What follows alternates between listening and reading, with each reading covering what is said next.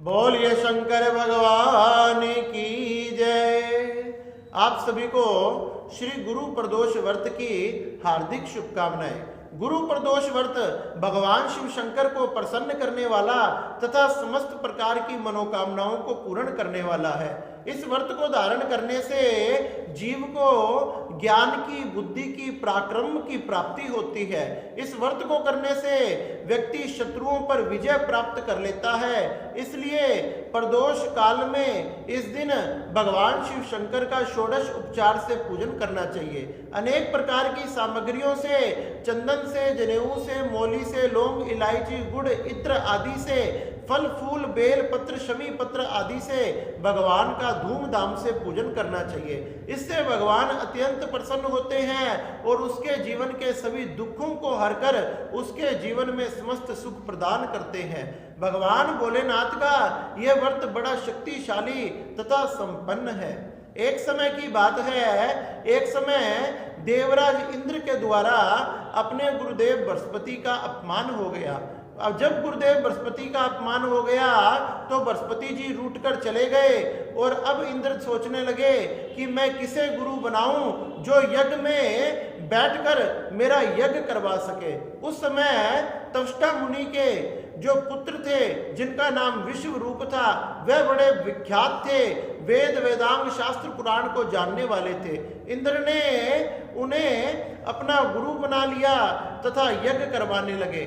जब इंद्र ने क्या देखा कि विश्व रूप जिनके 3 मुख थे, वह एक मुख से देवताओं को आहुति लगवा रहे थे और एक मुख से राक्षसों, दैत्यों के साथ संबंध होने के कारण एक मुख से चुपचाप धीरे धीरे दैत्यों को आहुति लगा रहे थे।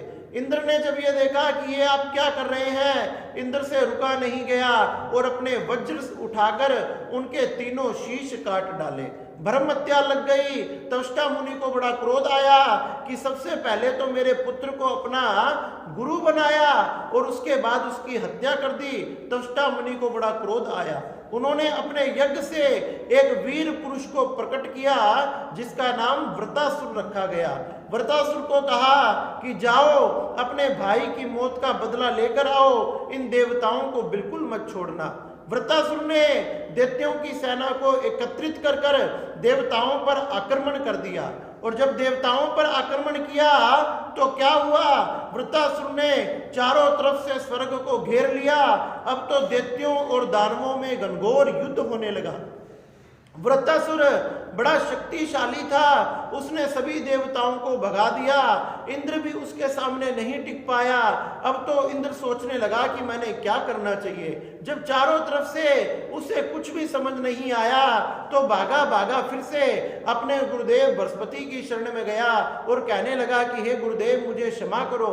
अरे मुझसे अपराध हो गया, मुझसे पाप हो गया जो मैंने आपका अपमान किया।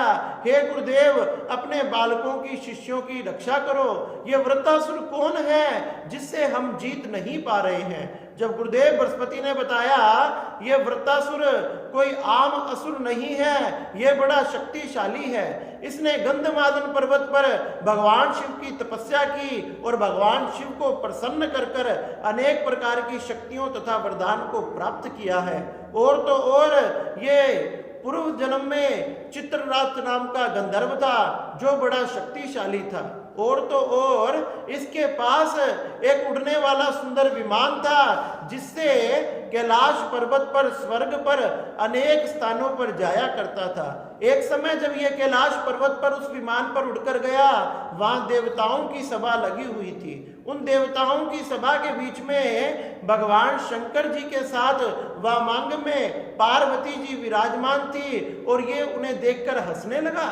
उन्हें देखकर उनका उपहास उड़ाने लगा कि देवताओं के बीच में भगवान शंकर कैसे आम व्यक्ति जैसा व्यक्तित्व अपना चरित्र दिखा रहे हैं। क्या देवताओं के बीच में वामांग में पार्वती को लेकर बैठे हैं, इन्हें बिल्कुल शर्म नहीं आती।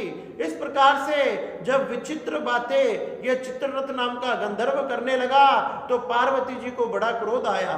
पार्वती जी ने कहा कि मूढ़, अरे मूर्ख, इतना कुछ प्राप्त होने के बाद भी तेरा बुद्धि तथा विवेक, तेरा ज्ञान तेरा साथ नहीं देता, ये सब शक्तियों का तेरे पास होने का क्या फायदा, जब तेरे मन से अभी तक काम, क्रोध, ईर्ष्या आदि नहीं निकले।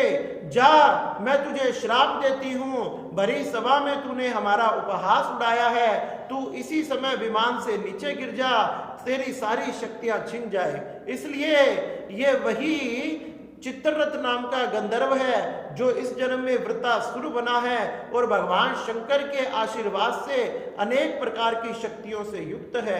इसे हराना असंभव है। इंद्र कहने लगे कि भगवान कोई तो उपाय बताओ जिससे मैं इसे जीत सकूं, जिससे मैं दैत्यों पर विजय प्राप्त कर सकूं। जब गुरुदेव बृहस्पति ने बताया कि अगर तुम गुरु प्रदोष का व्रत धारण करो जब भी इस दैत्य को जीत सकते हो। जब भगवान शंकर की आराधना इंद्र ने पर्वत पर बैठकर की, भगवान शिव शंकर का गुरु प्रदोष व्रत को धारण किया, षोडश उपचार से भगवान का पूजन किया और भगवान ने प्रकट होकर उन्हें वृत्तासुर को मारने का मार्ग बताया। दधीचि ऋषि की अस्थियों को लाया गया, उन अस्थियों को जोड़कर वज्र बनाया गया और उस वज्र के प्रभाव से ही भगवान शंकर की कृपा से वृत्तासुर को नष्ट कर दिया। इस प्रकार से भगवान शंकर की कृपा से इंद्रदेव ने वृत्तासुर पर विजय प्राप्त की और फिर से अपने स्वर्ग को प्राप्त कर लिया।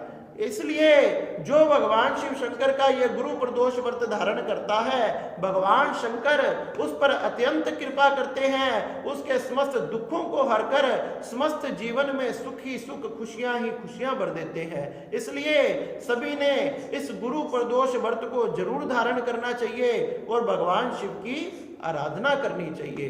बोलिए शंकर भगवान की जय।